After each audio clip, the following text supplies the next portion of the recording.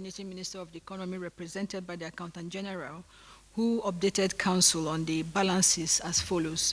Balances as at 17th of June 2026.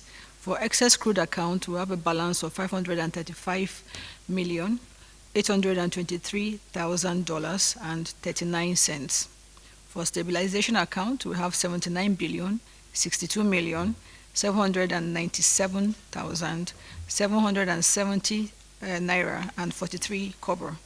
For natural resources account, we have 200,691,524,110 naira 89 kobo. That's the account balances as updated by the Ministry of Finance. Thank you very much. Thank you.